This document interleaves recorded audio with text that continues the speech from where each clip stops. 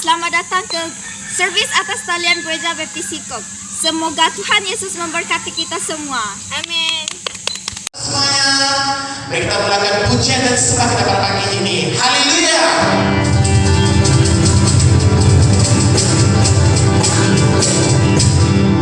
Maju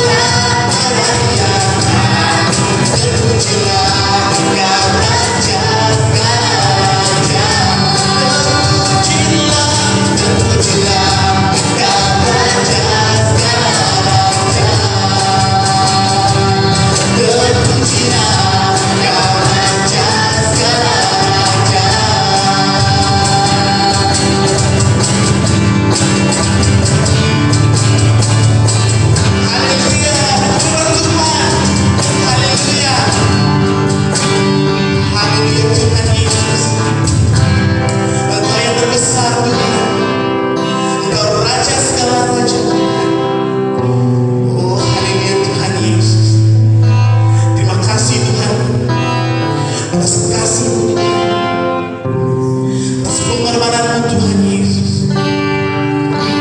Kami bersyukur karena kami memiliki Engkau Tuhan.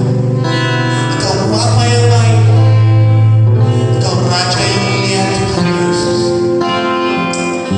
Oh haleluya Tuhan Yesus.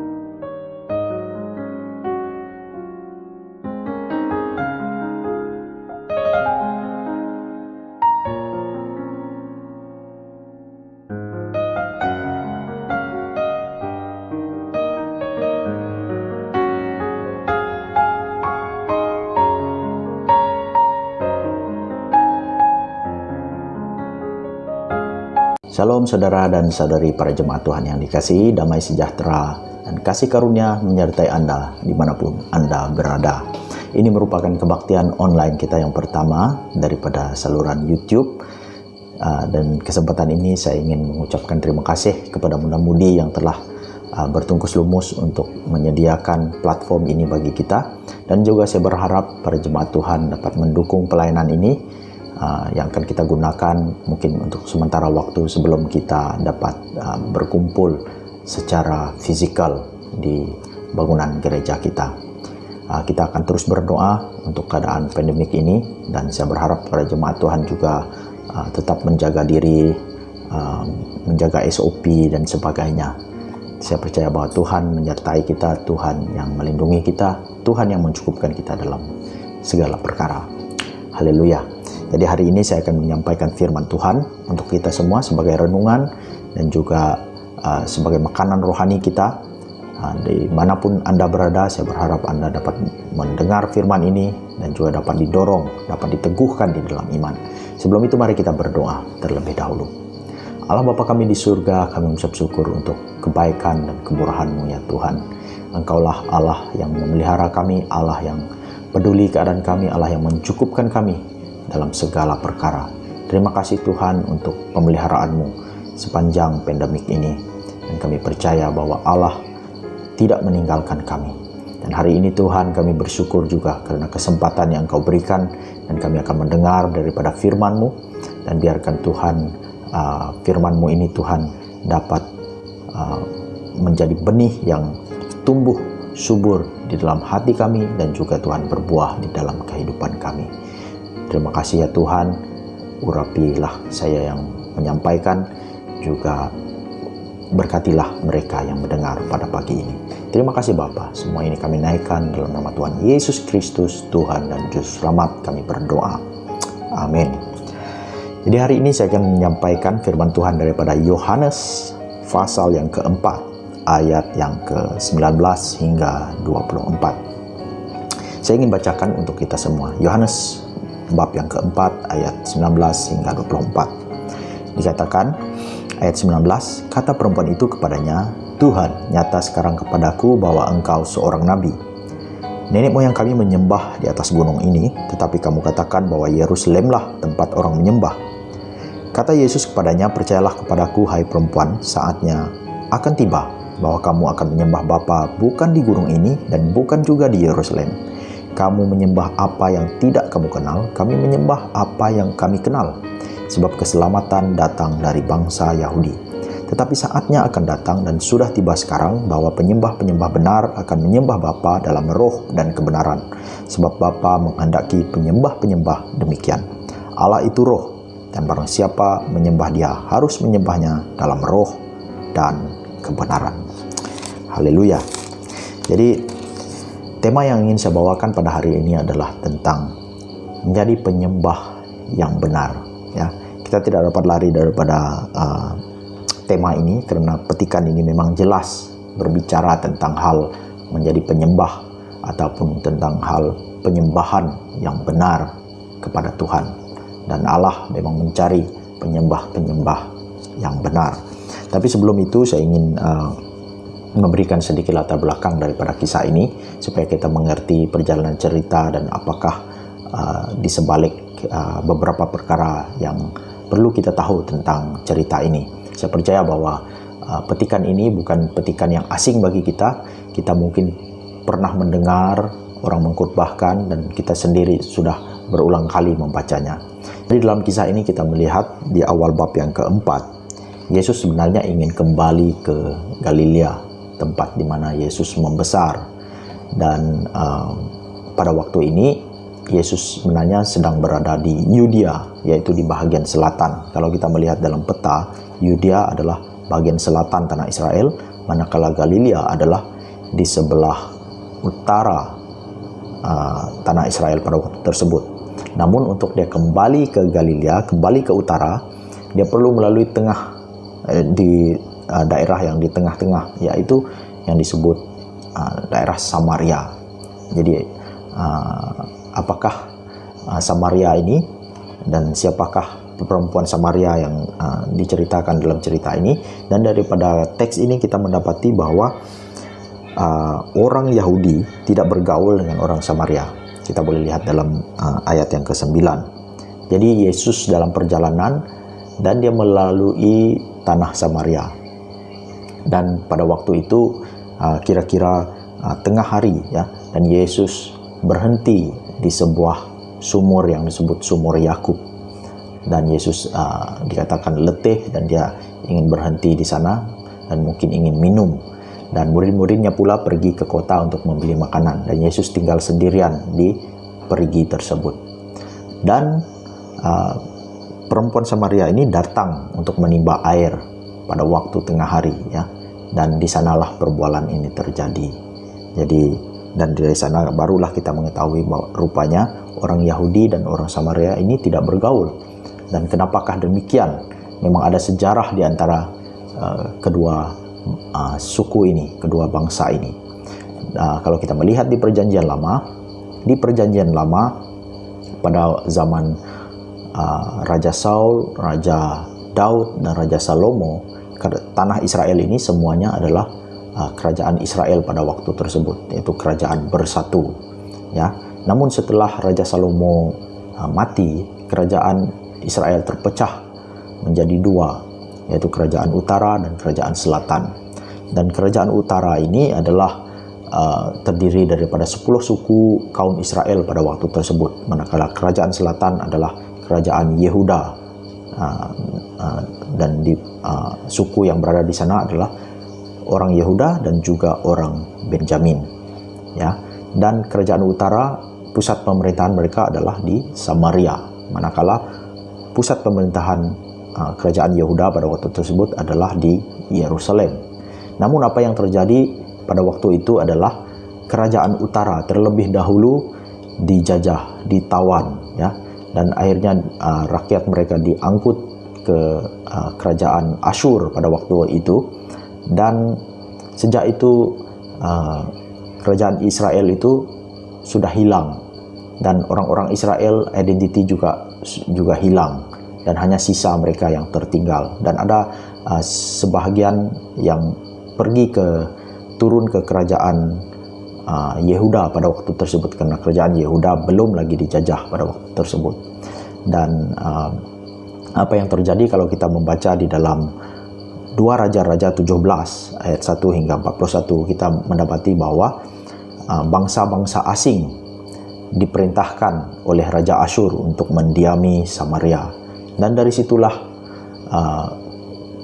Samaria itu didiami oleh orang-orang asing, dan mereka juga bercampur dengan orang-orang Israel yang tersisa, yang tertinggal di tanah tersebut. Maka akhirnya setelah bertahun-tahun dan ratusan tahun, maka identiti orang Israel itu sudah tiada lagi, dan mereka bukan lagi asli sebagai jati diri mereka sebagai orang Israel yang sejati, tetapi sebagai orang yang sudah bercampur. Jadi beberapa tahun lagi selepas itu, kerajaan Yehuda juga pun dikalahkan, juga ditawan. Dan dari situ kita membaca seperti kitab Daniel dan sebagainya. Mereka juga ditawan oleh kerajaan Babylon. Dan akhirnya kerajaan Yehuda juga dikalahkan. Namun beberapa tahun setelah 70 tahun mereka berada di pembuangan, Raja Persia menyuruh supaya ada sebahagian daripada orang-orang Yehuda dihantar pulang ke Yerusalem untuk membangun tembok, untuk membangun bait suci pada waktu tersebut. Ya, kita boleh membaca dalam Ezra, di dalam Hagai, di dalam Zakaria dan sebagainya. Dan ini adalah kisah tentang bagaimana mereka kembali daripada pembuangan. Dan di dalam Ezra bab yang keempat ayat 2 hingga 11, di sini dikatakan tentang cerita bahwa orang Yahudi menolak untuk menerima pertolongan daripada orang Samaria yang kononnya ingin membantu mereka membangun bait suci pada waktu tersebut. Tetapi orang Yahudi tidak menerima tawaran tersebut karena mereka merasa itu bukan urusan mereka, dan orang Yahudi juga mungkin pada waktu tersebut merasakan bahwa orang Samaria bukan lagi saudara mereka karena mereka sudah didiami oleh orang-orang asing, bercampur dengan orang asing. Jadi bukan lagi orang Israel yang sejati. Jadi itu sedikit latar belakang daripada kisah tersebut. Dan setelah beratus tahun, maka masih ada ketegangan di antara suku mereka, dan orang Yahudi tidak menerima orang Samaria tidak menerima orang Yahudi pada waktu tersebut. Jadi pada zaman Yesus hal ini masih terjadi. Mereka masih tidak bergaul, mereka masih memusuhi satu sama lain, dan memang orang Yahudi juga mempunyai rasa kebangsaan, rasa kesukuan yang sangat kuat, dan mereka memandang rendah suku-suku lain, bangsa di luar bangsa Yahudi, termasuk orang Samaria. Bahkan kalau kita membaca dalam Injil, Yesus sendiri pernah ditolak oleh orang Samaria. Contohnya di dalam Lukas bab yang ke-9 ayat 51 hingga 53. Ketika itu Yesus ingin ke Yerusalem, dan ketika diketahui orang Samaria dia ingin ke Yerusalem, maka dia tahu itu adalah orang Yahudi, dan Yesus juga tidak diterima oleh mereka. Ya. Namun yang menariknya adalah setelah Yesus ditolak oleh orang Samaria, walaupun dia tidak diterima, di bab yang berikutnya, di pasal yang ke-10 dalam Lukas 10 ayat 25 hingga 37, Yesus memberikan satu perumpamaan, yaitu orang Samaria yang baik hati. Dan perumpamaan ini sangat terkenal, bahkan sampai hari ini sering dikutbahkan. Ya, dan Yesus menggunakan orang Samaria sebagai tokoh utama dalam cerita tersebut, dan membandingkannya dengan orang Lewi, dengan orang Yahudi yang lain, guru Taurat yang lain yang tidak peduli akan orang yang dirompak di jalan itu. Tetapi dia mengambil kisah orang Samaria sebagai orang yang baik hati. Dan bayangkan bagaimana pendengar-pendengar pada waktu itu adalah orang-orang Yahudi yang mendengar cerita itu. Pasti mereka juga merasa sangat terkejut dengan cerita yang diceritakan oleh Yesus, ya. Dan beberapa bab lagi selepas itu, di dalam Lukas 17 ayat 11 hingga 19, Yesus juga pernah menyembuhkan 10 orang kusta.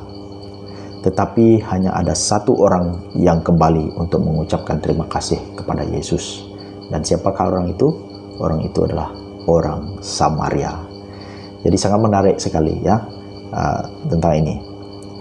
Jadi dengan perempuan Samaria ini, ya, Yesus berbual di sumur tersebut, dan perempuan ini pergi pada waktu tengah hari. Dan kenapa tengah hari?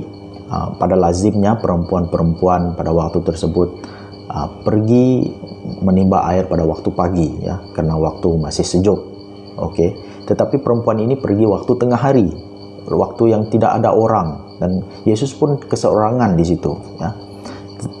Dan daripada cerita dalam kisah ini, kita mendapati bahwa perempuan ini ada masa silam yang mungkin agak memalukan. Jadi kemungkinan dia pergi waktu tengah hari adalah untuk mengelak bertemu dengan wanita-wanita yang lain.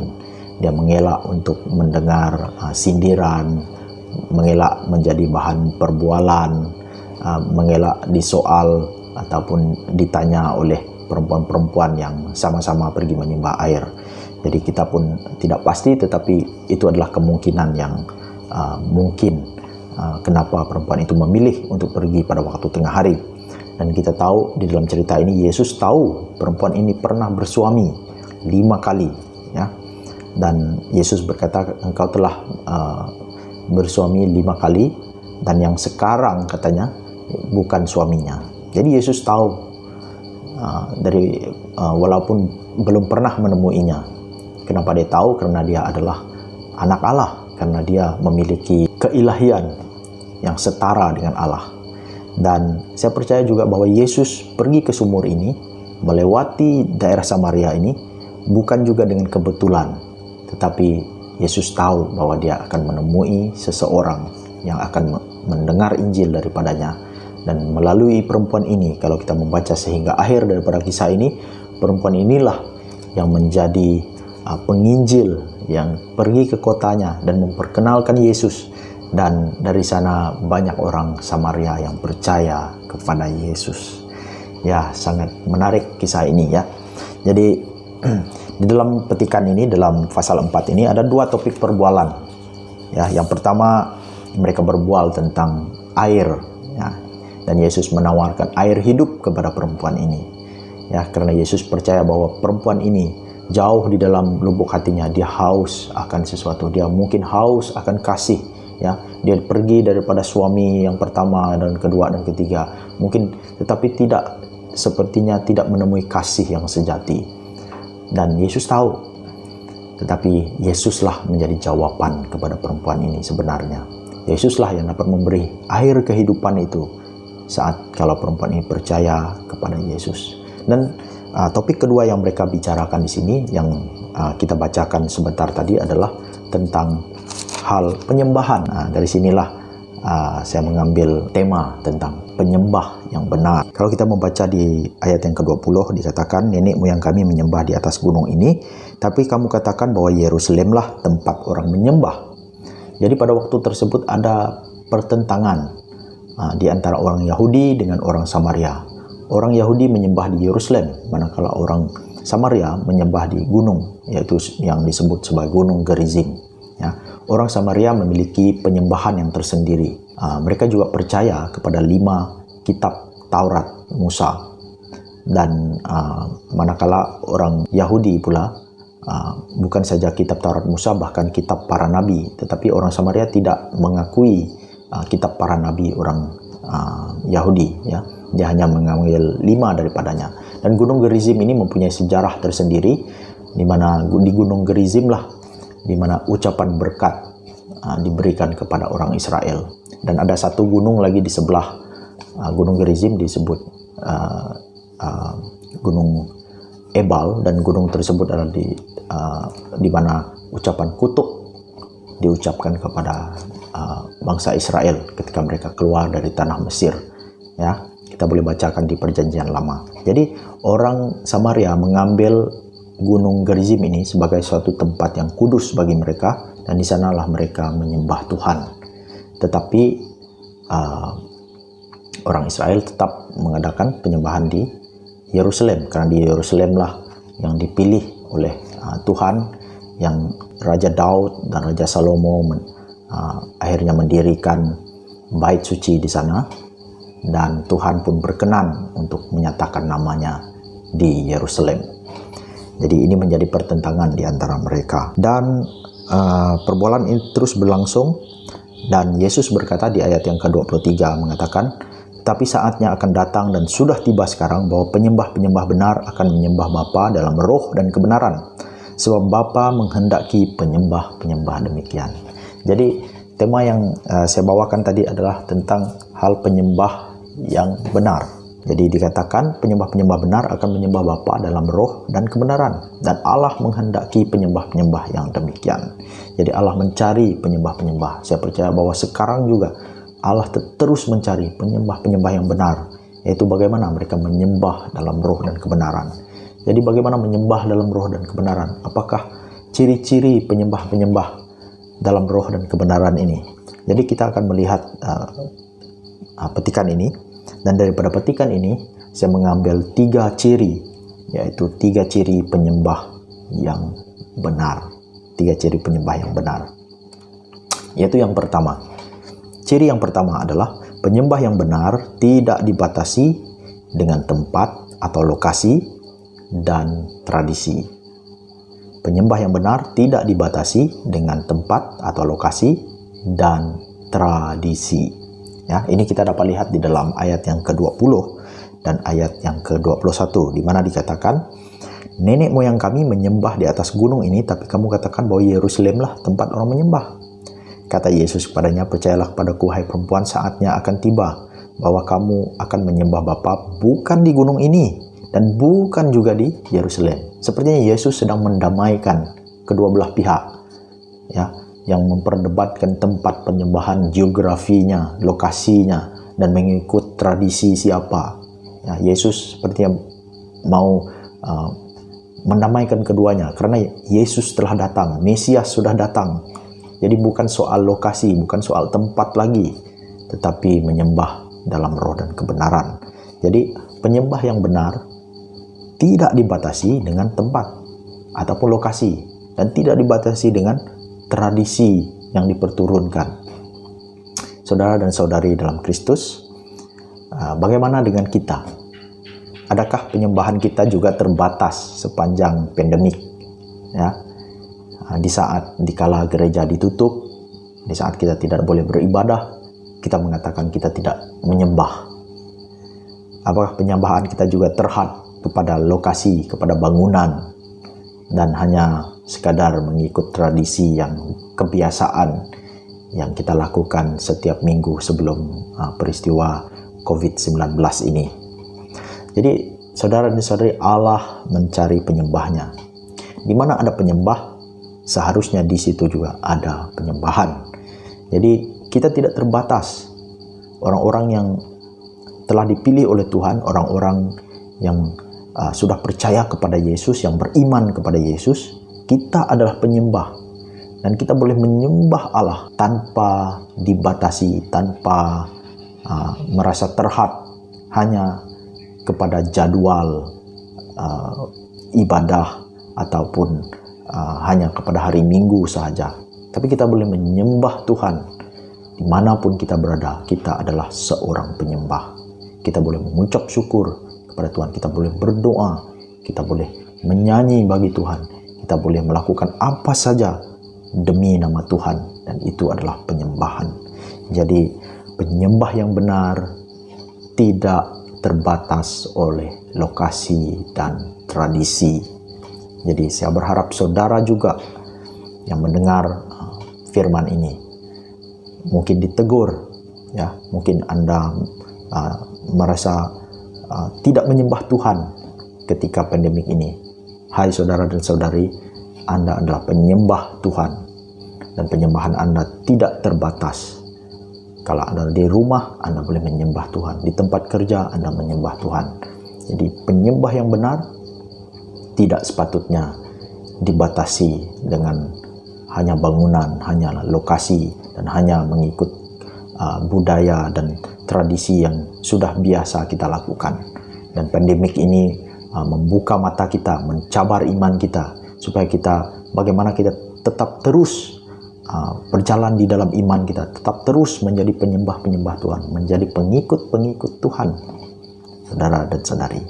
Jadi itu yang pertama, ciri yang pertama, yaitu penyembah yang benar. Ciri yang kedua daripada penyembah yang benar adalah penyembah yang benar adalah orang-orang yang mengenal Allah. Penyembah yang benar adalah orang-orang yang mengenal Allah. Ini kita dapat lihat dalam ayat yang ke-22, di mana dikatakan begini. Ayat 22 berkata, kamu menyembah apa yang tidak kamu kenal, kami menyembah apa yang kami kenal, sebab keselamatan datang dari bangsa Yahudi. Nah, jadi Yesus kata, kamu menyembah apa yang kamu tidak kenal sebenarnya. Ya, tapi kami menyembah apa yang kami kenal. Nah, saudara, ini mengingatkan juga kisah di dalam Kisah Para Rasul, bab yang ke-17, ayat yang ke-23, di mana ketika itu Paulus berada di Athena ataupun Athens, dan ketika itu dia mengatakan dia melihat ada satu mezbah yang dikatakan kepada Allah yang tidak dikenal. Ya, bagaimana mungkin kita boleh menyembah seseorang ataupun sesuatu yang tidak kita kenal? Ya, jadi untuk penyembahan yang benar dan penyembah yang benar adalah orang-orang yang sebenarnya orang-orang yang mengenal siapa yang dia sembah. Ya, jadi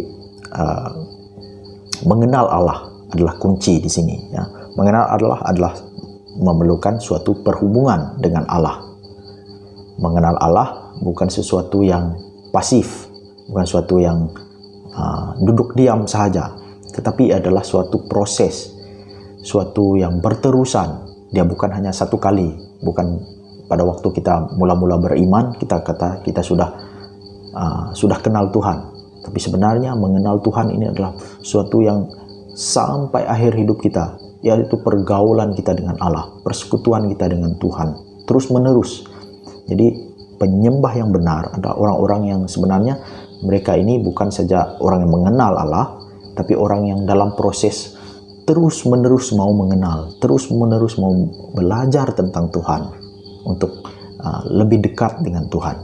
Jadi inilah ciri-ciri penyembah yang benar. Sebab itu di dalam 2 Petrus 3 ayat 18, di mana Petrus menulis mengatakan, tetapi bertumbuhlah dalam kasih karunia dan pengenalan akan Allah. Jadi pengenalan akan Allah itu kita perlu bertumbuh di dalamnya juga. Jadi ia bukan suatu yang satu kali kita buat dan kita mengatakan kita sudah sudah mengenal Tuhan. Tapi sebenarnya kita belum lagi mengenal Tuhan sedalam-dalamnya. Kita mau sebagai jemaat Tuhan. Jadi apakah aplikasinya kepada kita? Saya ingin bertanya, apakah Anda rindu untuk bersekutu dengan Allah pada waktu pandemik ini? Adakah kita semakin mau mengenal Tuhan semasa pandemik ini, mencari kehendak Tuhan, ya? Atau kita semakin lalai di dalam iman kita? Saudara dan saudari, kalau itu terjadi, maka kita bertobatlah, kita kembali kepada Tuhan. Karena penyembah yang benar adalah bukan saja dia tidak terbatas dengan lokasi dan tradisi, tapi mereka adalah orang-orang yang mengenal Tuhan, orang-orang yang mau terus-menerus bersekutu dengan Tuhan, memelihara kehidupan doa, memelihara kehidupan merenungkan firman Tuhan, untuk terus hidup bersekutu dengan Allah, ya, melalui doa kita, melalui pujian kita, melalui perenungan firman Tuhan. Jadi itu ciri yang kedua daripada menjadi penyembah yang benar. Yang ketiga adalah yang terakhir, penyembah yang benar menyembah dengan ketulusan hati dan hidup dalam kebenaran. Penyembah yang benar menyembah dengan ketulusan hati dan hidup dalam kebenaran. Ini boleh kita ambil daripada ayat yang ke-23 dan ke-24, di mana dikatakan, tetapi saatnya akan datang dan sudah tiba sekarang bahwa penyembah-penyembah benar akan menyembah Bapa dalam roh dan kebenaran, sebab Bapa menghendaki penyembah-penyembah demikian. Allah itu roh, dan barang siapa menyembah Dia harus menyembahnya dalam roh dan kebenaran. Jadi disinilah dikatakan bahwa penyembah-penyembah benar adalah orang-orang yang menyembah dalam roh dan kebenaran. Apa maksudnya menyembah dalam roh dan kebenaran? Ada beberapa pandangan sebenarnya tentang hal menyembah dalam roh. Ada yang mengatakan menyembah dalam roh ini adalah orang-orang yang kita hanya dapat menyembah Allah dalam roh dengan bantuan ataupun dengan bimbingan daripada Roh Kudus itu sendiri. Contohnya dalam Filipi bab yang ke-3 ayat yang ke-3, di mana Paulus mengatakan kita orang-orang yang beribadah kepada Allah dengan Roh Kudus. Jadi ada orang menafsirkan bahwa menyembah dalam roh ini adalah orang-orang yang dipimpin oleh Roh Kudus. Ya, orang-orang yang sebenarnya orang-orang percaya, kita sebagai orang percaya yang sudah didiami oleh Roh Kudus, kitalah yang boleh menyembah Allah dalam roh. Tanpa Roh Kudus kita tak mungkin menyembah Allah dengan benar, bahkan di dalam roh. Ya. Dan yang kedua adalah pandangan lain. Nah, menyembah dalam roh ini adalah daripada lubuk hati manusia, daripada segenap hatinya, daripada ketulusan, daripada kemurnian hati manusia, menyembah Allah dalam roh. Jadi itu yang dimaksudkan. Karena roh ini adalah suatu yang tidak kelihatan. Ya, bukan hanya sekadar melakukan ritual, pergi ke suatu bangunan, pergi ke satu persekutuan, mulut kita menyanyi ataupun melakukan segala yang disebut sebagai penyembahan, tetapi suatu yang tidak kelihatan itu adalah dari dalam hati kita, tapi lahir terekspresi dengan sungguh-sungguh sebenarnya. Jadi penyembahan itu berasal dari kedalaman, barulah dibawa keluar dalam kehidupan kita. Jadi itu menyembah dalam roh. Bagaimana pula menyembah dalam kebenaran? Menyembah dalam kebenaran ini adalah, saya katakan, hidup dalam kebenaran. Yesus berkata dalam Yohanes 17 ayat 17, Yesus berkata, firman-Mu adalah kebenaran. Jadi orang-orang yang menyembah dalam kebenaran adalah orang-orang yang hidup sesuai dengan firman Allah. Ya, dan Yesus sendiri adalah kebenaran. Jadi penyembah-penyembah benar adalah pengikut-pengikut Yesus yang melakukan firman Tuhan, yang mencari kehendak Tuhan, yang mengutamakan Tuhan, yang menjadikan Tuhan sebagai pusat di dalam kehidupannya.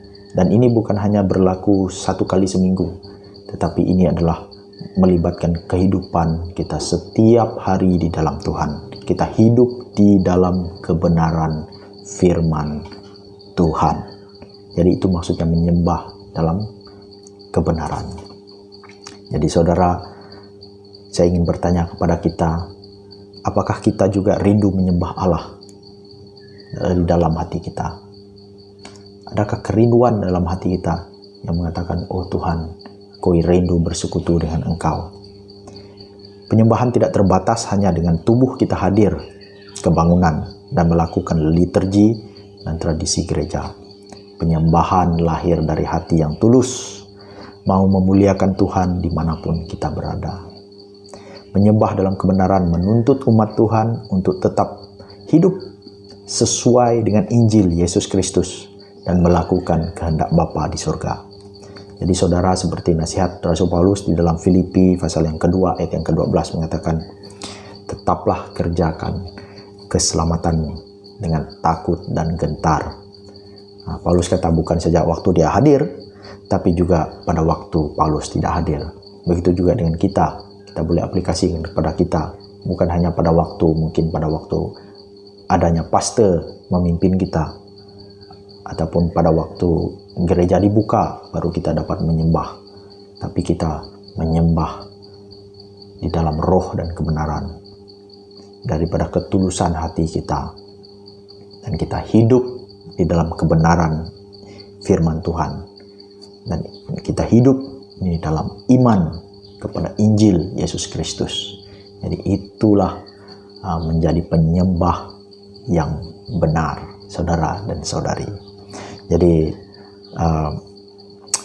sebagai penutup, saya ingin katakan bahwa orang-orang percaya yang telah dipilih, yang telah dipanggil, yang telah diselamatkan, dan yang telah dikuduskan adalah para penyembah Allah.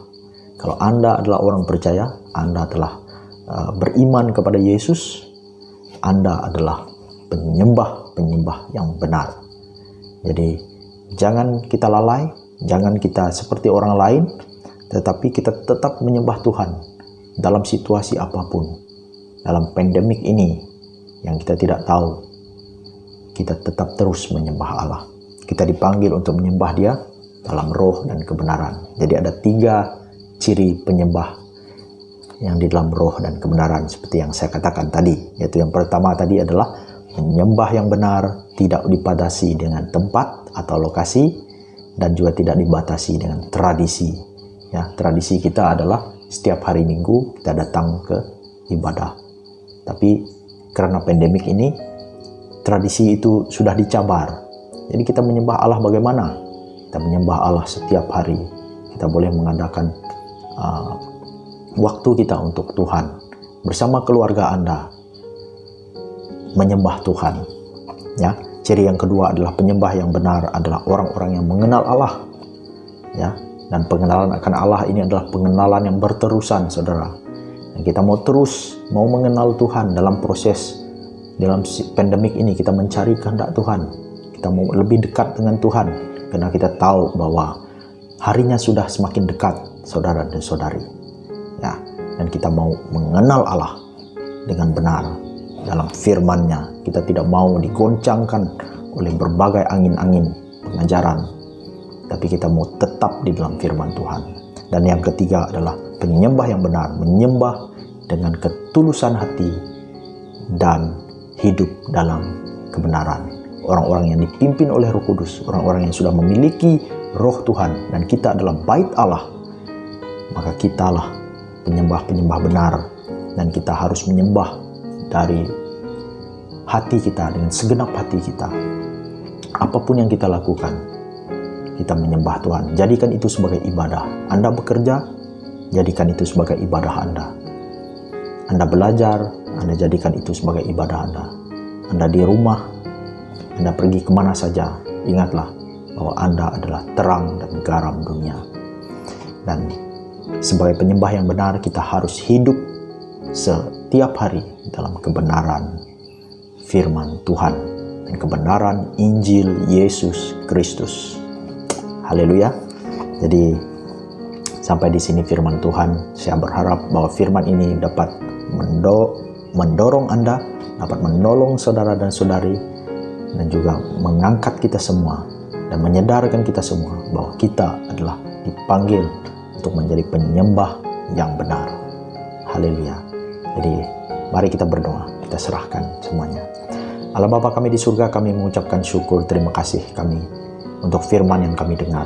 Ya Tuhan, kami tahu bahwa kami dipanggil untuk menjadi penyembah, yaitu menjadi penyembah yang benar, menyembah Engkau dalam roh dan kebenaran. Dan hari ini Tuhan, kami telah belajar tentang 3 ciri menyembah yang benar itu Tuhan. Dan sekiranya Tuhan kami ditegur, biarlah hati kami rela untuk dibentuk, rela untuk bertobat ya Tuhan, daripada kesilapan, daripada dosa kami, supaya kami Tuhan terus Tuhan dapat beribadah kepada Engkau. Dimanapun kami berada Tuhan, kami mau menjadi penyembah-Mu. Terima kasih Tuhan untuk firman-Mu. Berkati minggu ini, di hari-hari mendatang ini Tuhan, dalam Engkaulah yang melindungi kami, Engkaulah yang menjaga kami. Terima kasih Tuhan untuk semuanya. Dalam nama Tuhan Yesus Kristus, Tuhan dan Juru Selamat kami berdoa. Amin. Haleluya. Semoga bertemu lagi di waktu-waktu yang akan datang. Shalom. Shalom semuanya. Terima kasih karena menonton servis kami pada minggu ini. Semoga Tuhan memberkati saudara dan saudari sekalian. Jangan lupa subscribe Like dan share. video ini ya. Thanks, Tuhan berkati. Bye.